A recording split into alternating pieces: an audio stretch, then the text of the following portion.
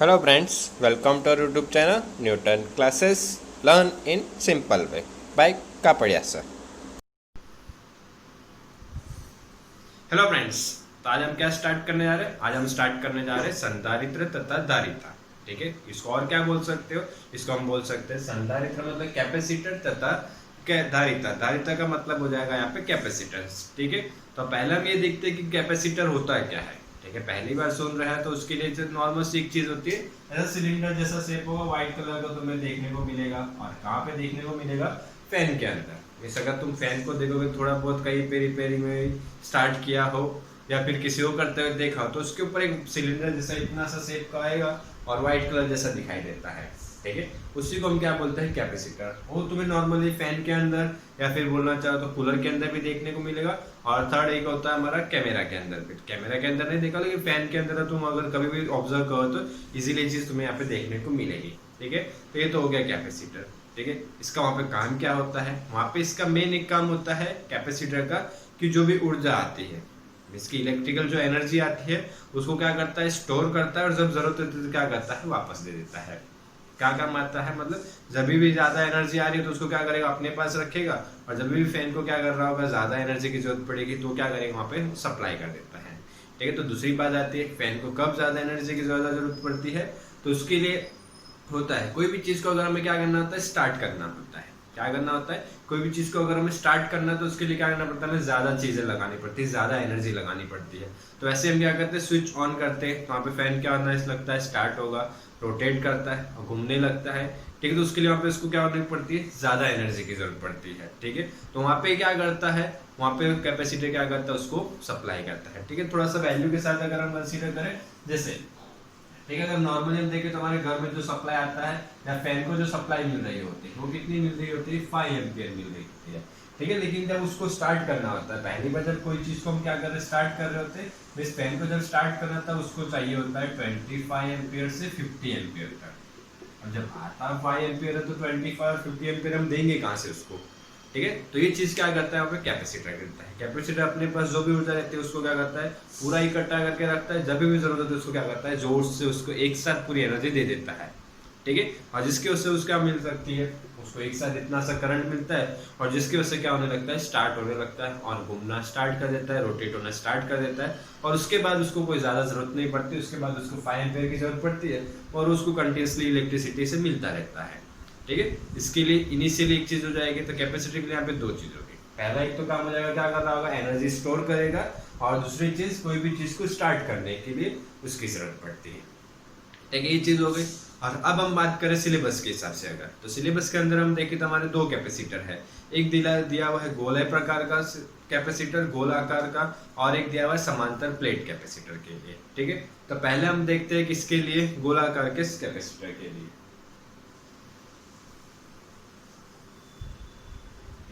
तो उसके अंदर क्या आता है? जैसे मान लेते हैं ये गोला सा हो गया। ठीक है, और ये गोला किसका होता है? धातु का होता है। और इसके ऊपर हम क्या कर सकते हैं? आवेश रख सकते हैं। ठीक है, इसके ऊपर हम धीरे धीरे क्या कर सकते हैं? आवेश रख सकते हैं। ऐसे आवेश रखते गए,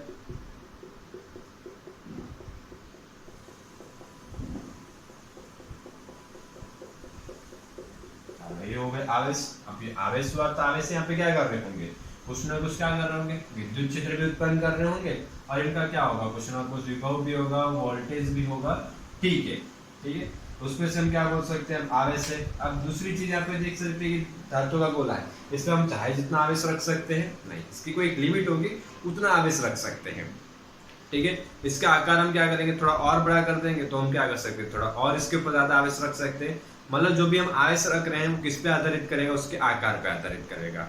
अगर आवेश मतलब आकार अगर छोटा सा होगा, उसके ऊपर कम आवेश रख सकते हैं। आकार अगर बड़ा सा होगा तो उसके ऊपर हम ज्यादा से ज्यादा आवेश रख सकते हैं। मतलब उसकी कैपेसिटी हम अगर बोलना चाहें तो किस पे से चेंज होगी? उसकी आकार पर से। ठीक है, दूसरे ठीक है, आकार मतलब कि साइज पे बोल सकते हो। ठीक है, एक चीज तो ये हो गई। दूसरे किस पे हो सकती है?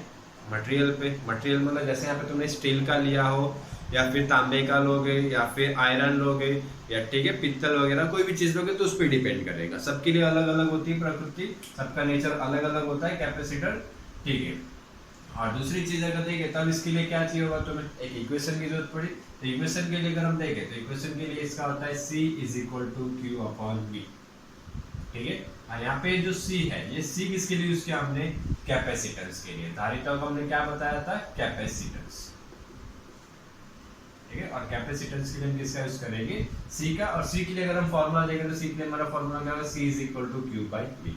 Q क्या हो जाएगा, इसके ऊपर जो आवेश रखे होंगे, और V मतलब इसका जो विभव होगा, ठीक है। और अगर आवेश बढ़ाते हैं के साथ में विभव क्या होता जाएगा, बढ़ता जाएगा। और दोनों चीजें अगर साथ में बढ़ रही है तो यहाँ पे C में कोई भी फर्क पड़ेगा नहीं। तो इसमें से एक चीज हमें याद रखनी की, जो कैपेसिटेंस है C है, ये कैसा रहता है, नियत रहता है। इसकी कैसा रहता है, कांस्टेंट रहता है, ठीक है। इसकी वैल्यू क्या रहती है, जैसे मान लो तुमने एक बार गोला ले लिया तो उसके आकार में जब तक परिवर्तन नहीं करोगे तब तक उसके कैपेसिटेंस में कोई भी परिवर्तन होगा नहीं, ठीक है। वो कैसा रहेगा, फिक्स रहेगा, ठीक है।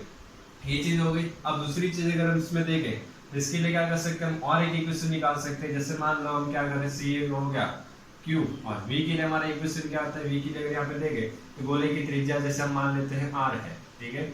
इसके लिए अगर विभव निकालना तो V के लिए हमारा इक्वेशन क्या आ जाएगा, V is equal to KQ upon R। उसका मान यहाँ पे रख देते हैं, ठीक है। हो गया KQ अपॉन R, ठीक है। Q कैंसिल, R का आ गया ऊपर, तो C के लिए हमारा इक्वेशन हो जाएगा R बाई K। और K हमने ऑलरेडी देखा हुआ है, K के लिए हमारा इक्वेशन क्या आता है, 1 अपॉन 4 पाई एप्सिलॉन 0, ठीक है। तो इसकी वैल्यू यहाँ पे रखेंगे तो हमारे लिए C का फाइनल इक्वेशन हो जाएगा 4 पाई एप्सिलॉन 0 R। और यहाँ से हम चीज देख सकते हैं कि ये देखो जो कैपेसिटेंस है किस पे निर्भर कर रहा है, R पे। R मतलब किस पे, त्रिज्या पे। अगर त्रिज्या हम क्या करते जाएंगे, बढ़ाते जाएंगे, तो वहाँ पे कैपेसिटेंस भी क्या होते जाएगा, बढ़ते जाएगा, ठीक है। इतनी चीज क्लियर हो रही है। और अब यहाँ पे अगर मान लो इसके लिए दूसरे में एक चीज होती है, क्या होता है, मात्रक। तो मात्रक की अगर हम बात करें, देखो, ठीक है, मात्रक Q है, Q के लिए क्या हो जाता है यहाँ पे कूलम, और V के लिए क्या होता है, वोल्ट। तो क्या हो जाएगा, कूलम पर वोल्ट। ये तो एक चीज हो गई। दूसरा एक नॉर्मली इसके लिए क्या किया, ऐसा यूनिट में हम यूज करते हैं फैराड। क्या होता है हमारा, फैराड है। और नॉर्मल शॉर्ट में लिखना हो तो उसको क्या लिख सकते हैं, कैपिटल F, ठीक है। अब जैसे मान लो अगर हमें क्या चाहिए कि गोला चाहिए, हमें कितने आकार का गोला ले जिसकी कैपेसिटेंस हमें कितना मिल जाए, 1 फैराड मिल जाए, ठीक है। तो उसके लिए हम क्या करते हैं, यहाँ से ज्ञात कर लेते। जैसे मान लो हमें कैपेसिटेंस कितना चाहिए, 1 फैराड का अगर हमें कैपेसिटेंस चाहिए तो उसके लिए उसका आकार कितना रखना पड़ेगा, तो इसकी उसकी त्रिज्या R कितनी रखनी पड़ेगी, वो भी हम एक बार निकाले तो हमें थोड़ा आइडिया आ जाएगा, ठीक है। देखो तो C इक्वल टू 1 फैराड है, हमें R ज्ञात करना है, ठीक है। तो R को यहाँ से करता कर देते हैं, ठीक है। यहाँ से कर लेते हैं, देखो R इक्वल टू क्या आ जाएगा, C इंटू K। तो R इक्वल टू C की वैल्यू हो गई 1, और K की वैल्यू कितनी है हमें पता है, 9 इंटू 10⁹9, ठीक है। तो फाइनली R के लिए अगर हम देखें तो वैल्यू क्या आएगी, 9⁹9 मीटर। मतलब इतना बड़ा हमें क्या रखना पड़ेगा, गोला रखना पड़ेगा, तब जाके हमें क्या मिलेगा, 1 फैराड कैपेसिटेंस मिलेगा, ठीक है। तो मतलब इतना बड़ा गोला हम नहीं रख सकते, तो इतनी सी चीजें होती है हमारे। बोल रहे हैं कि हम कैपेसिटर का साइज इतना सा होता है, तो उसमें जो फैराड होता है उसका जो कैपेसिटेंस होता है कितना होता है। नॉर्मली हम जो भी यूज करते हैं वो सब किसके अंदर होते हैं, मिली, माइक्रो या फिर नैनो के अंदर, ठीक है। उसके फैराड कैपेसिटेंस कितना होता है, माइक्रो फैराड के लिमिट के आसपास होता है, ठीक है। इतनी चीज होगी। और देख लो एक बार, और इसमें कोई डाउट हो तो बोल सकते हो या फिर कमेंट कर सकते हो आप, ठीक है। और दूसरा एक में एक और रहेगा कि इसका सिंबल क्या होगा, तो इसमें ऐसा सिंबल आ जाएगा, इसका 2 समांतर ऐसे लाइन ड्रॉ कर देना, इसका आ जाएगा सिंबल, इसका कैपेसिटर का। इसमें 2 तरह के होंगे, एक तो ये हो गया फिक्स कांस्टेंट कैपेसिटर, और दूसरा इस प्रकार से होगा, यहाँ पे एक एरो बना देते हैं। और ये किसके लिए होगा, वेरिएबल के लिए। वेरिएबल मतलब जिसका कैपेसिटेंस हम क्या कर सकते हैं, बदल सकते हैं। क्या आ जाएगा, वेरिएबल कैपेसिटेंस, कैपेसिटर, ठीक है। और इसका कैपेसिटेंस हम कैसे बदल सकते हैं, उसके अंदर हम क्या करेंगे, धातु में थोड़ा सा चेंजेस, या डाइलेक्ट्रिक अचालक पदार्थों को उसके अंदर बीच में रख के माध्यम में चेंज, आसपास का जो माध्यम होगा उसको चेंज करके हम चीजें बदल सकते हैं, ठीक है। वो थोड़ा बाद में आएगा, अभी नहीं। अभी तुम्हारे सिलेबस में इतना ही है, और सिर्फ कांस्टेंट वाला है, वेरिएबल वाला हमारे सिलेबस के अंदर नहीं है, ठीक है। ओके, और एक बार राइट डाउन कर लो।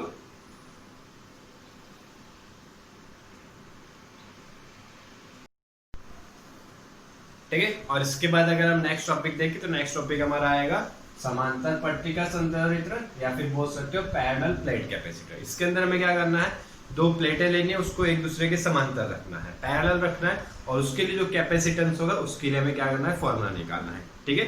चलो स्टार्ट करते हैं। देखिए तो फर्स्ट क्या करते हैं, हम ड्राइंग बनाते हैं। अगर ड्राइंग की बात करते, ये हो गई 2 पैरेलल प्लेट हो गई, ठीक है। अब देखो प्लेट को क्या किया हमने ऐसे रखा है, ठीक है। प्लेट को मैं अगर ऐसे देख रहा हूं तो हमें क्या मिलेगा, पूरा का पूरा एरिया देखने को मिलेगा। लेकिन उसी प्लेट को मैं अगर यहाँ से एज से देख रहे हो तो हमें सिर्फ क्या दिखाई देगा, एक लाइन दिखाई देगा, ठीक है। रियल में प्लेट है लेकिन तुम ऐसे देख रहे हो, इसकी वजह से तुम्हें कैसा दिख रहा है, सिर्फ यहाँ पे लाइंस दिखाई देगी, ठीक है। ये तो पैरेलल प्लेट्स हो गई, ठीक है। और दूसरा क्या मान लेते हैं, इनका कुछ ना कुछ एरिया होगा, ठीक है। उस एरिया को हम मान लेते हैं कि इनका एरिया है कैपिटल ए, और इनके ऊपर चार्ज कितना रखा है, जैसे हमने पहले बताया था गोला था, गोले की जगह पे क्या आ गया, प्लेट आ गया। इसके ऊपर हमें क्या रखना है, चार्ज रखना है। तो चार्ज हम कितना कंसीडर कर लेते हैं, कैपिटल क्यू। और दोनों प्लेट के बीच के अगर हम डिस्टेंस की बात करें तो डिस्टेंस हम लेते हैं स्मॉल डी, और ये स्मॉल डी बहुत ही कम होता है, एमएम में होता है, ठीक है। और यहाँ पे बीच में मीडियम क्या होगा, हमारा ए, ठीक है। यहाँ पे मीडियम क्या होगा, बीच में हमारा ए होगा, ठीक है।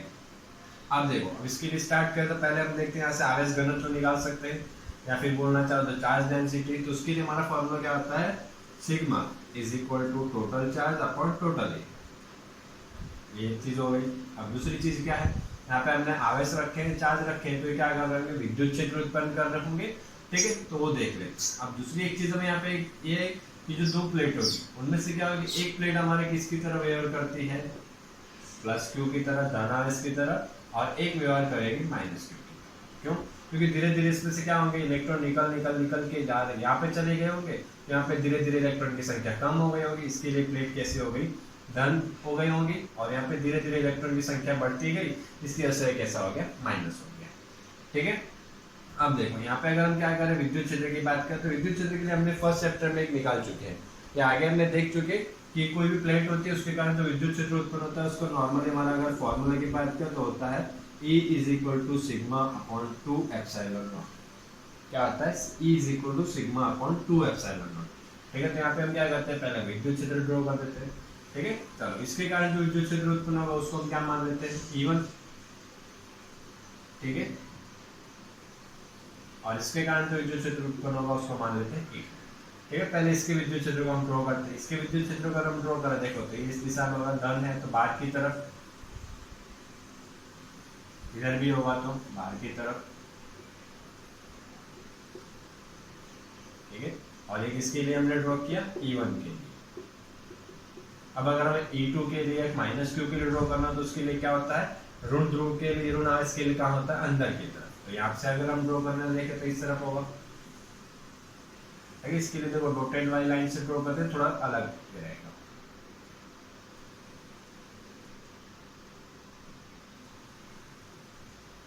इधर से भी अंदर की तरफ,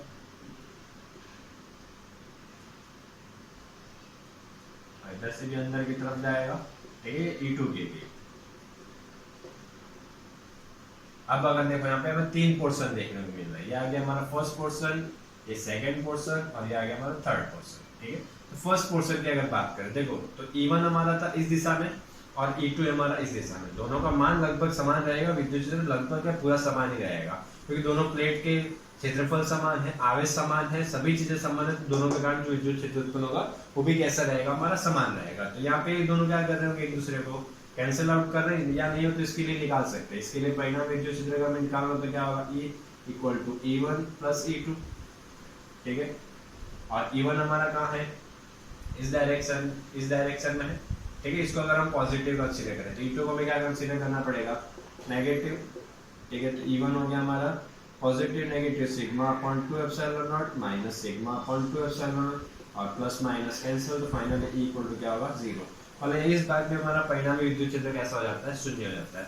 और उसी तरह अगर थर्ड पोर्शन में भी हम देखें तो ये चीज हो रही है, एक विद्युत क्षेत्र इधर जा रहा है और एक विद्युत क्षेत्र इधर जा रहा है, दोनों विपरीत दिशा में, मान समान है, तो ये भी एक दूसरे को क्या कर देते हैं, यहाँ पे कैंसिल आउट कर देते हैं, निरस्त कर देते हैं, ठीक है। बचा हमारा सेंटर वाला पोर्शन, ठीक है। यहाँ पे देख लो दोनों विद्युत क्षेत्र क्या है, एक ही दिशा में है, ठीक है। तो इस पोर्शन का हमें क्या मिलेगा, कुछ ना कुछ परिणामी विद्युत क्षेत्र मिलेगा। तो इसके लिए हम क्या कर लेते हैं, दोनों के लिए परिणामी विद्युत क्षेत्र निकाल लेते हैं, ठीक है। देखो तो यहाँ पे आ जाएगा हमारा E is equal to E1 plus E2। E1 के लिए फॉर्मूला होगा हमारा sigma upon 2 epsilon not, E2 के लिए भी होगा सिग्मा अपॉन 2 एप्सिलॉन नॉट। यहाँ पे अगर एलसीएम कंसीडर करें तो क्या आ जाएगा, E इज इक्वल टू, ये हो गया sigma plus sigma 2 sigma upon 2 epsilon not, 2 cancel, तो आ गया E इक्वल टू हमारा सिग्मा अपॉन एप्सिलॉन नॉट, ठीक है। और ये फॉर्मूला याद रखना, आगे भी काम आता है, ठीक है। अब देखो हमें क्या निकालना था पैरेलल प्लेट कैपेसिटर के लिए, तो हमारे पास तो इक्वेशन में सी आना चाहिए। तो यहाँ पे कहीं हमें सी दिख नहीं रहा है, तो हमें क्या करना है, सी लेके आना पड़ेगा। तो सी के लिए हम क्या कर सकते हैं, यहाँ से हम एक इक्वेशन निकाल सकते हैं, Q इक्वल टू हमारा फॉर्मूला था, या फिर C इज इक्वल टू हमारा अभी हमने देखा था फॉर्मूला क्या था, C is equal to Q upon V। ठीक है, तो Q तो चलो हम यहाँ से निकाल लेंगे, sigma is equal to Q upon A बस। दूसरा बचा हमारा V। V के लिए अगर हम देखें तो V के लिए हमारा फॉर्मूला होता है E इंटू डी। ठीक है, यहाँ पे देखो D है दोनों के बीच का डिस्टेंस। ठीक है, तो इसकी वैल्यू यहाँ पे रख देते हैं, फिर E की वैल्यू यहाँ रखते हैं पहले। E की वैल्यू क्या है हमारी, sigma upon epsilon not into D.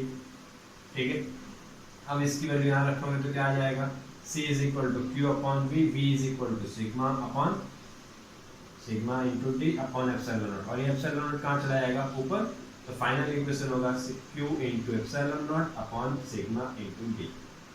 ठीक है, और दूसरी चीज यहाँ पे अगर और देखें तो सिग्मा की जगह पे हम क्या पुट कर सकते हैं, Q अपॉन A।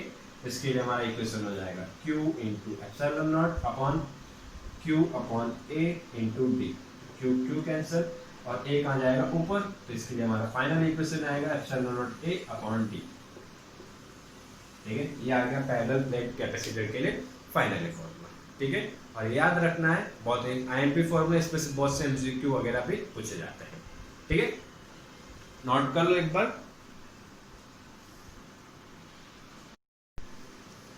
ठीक है, चलो, और इसके बाद अगर नेक्स्ट टॉपिक अगर हम देखें तो नेक्स्ट टॉपिक हमारा संधारित्रों का संयोजन, या फिर बोल सकते हो कॉम्बिनेशंस ऑफ कैपेसिटर।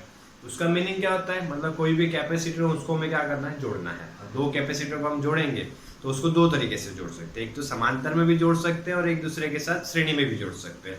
जैसे हमने आगे 10th में या पढ़ा था प्रतिरोधों के लिए, रेजिस्टेंस के लिए। ठीक है, रेजिस्टेंस के लिए पढ़ा था, तो वही चीज यहाँ पे किसके लिए करनी है हमें, कैपेसिटर्स के लिए। ठीक है, बट कोई भी चीजों को देख लो, थोड़ा सा उसके पहले एक बेसिक चीज बता देता हूँ, वो चीज याद रखना है।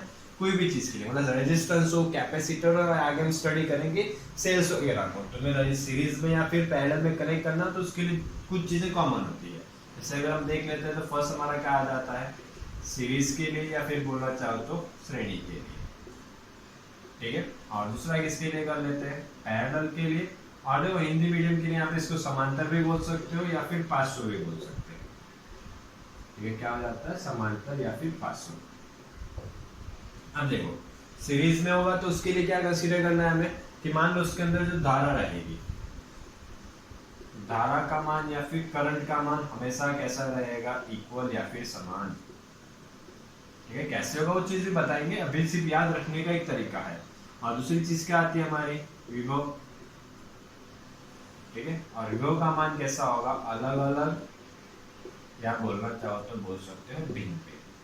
ठीक है, तो इसी का उल्टा किसके अंदर आएगा, हमारा पैरेलल के अंदर। तो उसके अंदर अगर हम देखें तो हमारा धारा का मान कैसा होगा, अलग अलग, और विभव का मान कैसा रहेगा, समान। इतनी चीज हमें याद रखनी है सभी के लिए। कोई भी चीज अगर तुम कर रहे हो, समांतर के लिए, श्रेणी के लिए, रजिस्टर के लिए कर रहे हो, कैपेसिटर के लिए कर रहे हो, या सेल्स के लिए, बैटरी के लिए कर रहे हो, सभी के लिए चीजें याद रखनी है।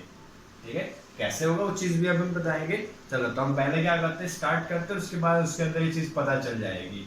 हम क्या स्टार्ट करेंगे, श्रेणी के लिए। ठीक है, तो पहले क्या बना लेते हैं, उसके लिए चित्र बना लेते हैं। ठीक है, चलो, तो देखो चित्र में हम कंसीडर कर लेते हैं, ये हो गया यहाँ पे एक कैपेसिटर, इसको बोल देते हैं C1। दूसरा कैपेसिटर यहाँ हो गया, इसको हम बोल देते हैं C2। तीसरा कैपेसिटर यहाँ हो गया, इसको हम बोल देते हैं C3। ठीक है, और सभी को क्या करते हैं, एक बड़ी सी बैटरी के साथ हम यहाँ पे जोड़ देते हैं। ये हो गया बैटरी के साथ। ठीक है, बैटरी के पॉजिटिव यहाँ पे इस तरफ और यह नेगेटिव।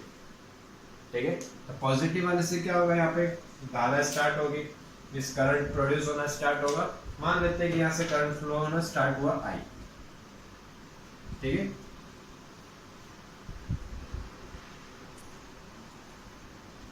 ठीक है, देखो तो यहाँ से जो धारा उत्पन्न हो रही है उसको हम मान लेते हैं I। यहाँ से I प्रोड्यूस हुआ, और ये I कहाँ गया, इसी डायरेक्शन में यहाँ से जा रहा है। अब C1 में से अगर हम देखें तो C1 क्या एक प्रकार का कंडक्टर होता है, चालक होता है, तो उसमें से धारा क्या होगी, इजीली वहन होगी, पसार होगी। ठीक है, तो यहाँ से I निकल रही है, इसमें से भी कितना जाएगा I, इसमें से भी कितना जाएगा I, मतलब तीनों में से यहाँ पे धारा का मान क्या हो गया, समान, जैसे मैंने आगे बताया था। ठीक है, और तीनों के लिए अगर धारा का मान समान है तो तीनों के लिए विभव का मान कैसा रहेगा, अलग अलग। इसके लिए V1, इसके लिए हो गया V2, इसके लिए मान लेते हैं V3। और यहाँ पे जो मेन बैटरी है उसका विभव या वोल्टेज मान लेते हैं कैपिटल V। ठीक है, तब देखो यहाँ पे क्या करना है, इसके लिए फॉर्मूला अगर निकालना है तो हमें कैसे निकालेंगे, और इन तीनों के वोल्टेज को या विभव का योग करेंगे तो किसके बराबर आएगा, जो मेन बैटरी रहेगी उसके बराबर आएगा। ठीक है, तो मतलब यहाँ पे इक्वेशन क्या बनेगा हमारा, फर्स्ट इक्वेशन हो जाएगा V is equal to V1 plus V2 plus V3। ठीक है, ये चीज हो गई। अब देखो यहाँ से हम एक चीज और बोल सकते हैं कि I अगर समान है तो तीनों के लिए जो चार्ज होगा RS होगा उसका मान भी कैसा रहेगा, समान रहेगा। कैसे, Q के लिए हमारा इक्वेशन क्या होता है, Q is equal to IT। ठीक है, I अगर समान होगा तीनों के लिए, समय अगर एक साथ प्रसार कर रहे हैं तो तीनों के लिए Q का मान भी कैसा रहेगा, समान रहेगा। ठीक है, अब देखो हमें क्या करना है, V का इक्वेशन मिल गया, V से हमें क्या लेके आना है, C लेके आना है। तो C के लिए हमारा इक्वेशन क्या होता है, C इज इक्वल टू होता है Q बाई V। ठीक है, C इज इक्वल टू क्या होगा, Q बाई V। यहाँ से V को करता है करोगे तो इक्वेशन क्या आ जाएगा हमारा, V is equal to Q upon C। ठीक है, तो V1 के लिए अगर हमें इक्वेशन लिखना हो तो क्या आ जाएगा, Q अपॉन C1, और V2 के लिए लिखना हो तो क्या आ जाएगा। ठीक है, V2 के लिए अगर लिखना हो तो V2 is equal to Q upon C2, और V3 के लिए लिखना हो तो क्या आ जाएगा, Q अपॉन C3। ठीक है, अब देखो तीनों की वैल्यू मिल गई, तीनों की वैल्यू अगर हम यहाँ पे रख देते हैं क्या आ जाएगा, V is equal to V1 की जगह हो गया Q upon C1 plus Q upon C2 plus Q upon C3। ठीक है, तीनों में से क्या कर सकते हैं, Q कॉमन निकाल सकते हैं, और V की जगह क्या आ जाएगा अपना Q बाई C।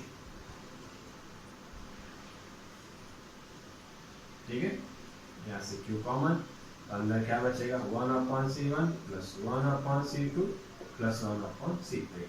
ठीक है, Q Q cancel, final equation क्या बचेगा हमारा, 1 upon C is equal to 1 upon C1 plus 1 upon C2 plus 1 upon C3। ठीक है, देख रही है चीज क्लियरली। अब देखो ये आ गया हमारा फाइनल, इसको हम क्या बोलते थे, इक्विवेलेंट। इक्विवेलेंट का यहाँ पे क्या लिख देते, इक्वी हो गया हमारा फाइनल इक्वेशन। ठीक है, ये हमने निकाला 3 के लिए। मान लो यहाँ पे क्या कंसीडर कर ले, अगर 4 कैपेसिटर हो तो उसके लिए क्या करेंगे, कुछ नहीं, कैपेसिटर यहाँ जोड़ देंगे, और इक्वेशन क्या हो जाएगा हमारा 1 upon C1 plus C1 2 plus C3 plus 1 upon C4। ऐसे किसके लिए, मान लो अगर हमें n कैपेसिटर्स के लिए करना हो तो चीज भी क्या कर सकते हैं, हम यहाँ से स्टार्ट कर सकते हैं। ठीक है, प्लस डॉट डॉट क्या आ जाएगा 1 अपॉन Cn तक के लिए। ठीक है, देखो आज के लिए इतना करते हैं, और जो हमारा एक टॉपिक बचा पैरेलल वाला वो हम करेंगे नेक्स्ट वीडियो में। ठीक है, उसकी लिंक आपको डिस्क्रिप्शन में मिल जाएगी। ठीक है,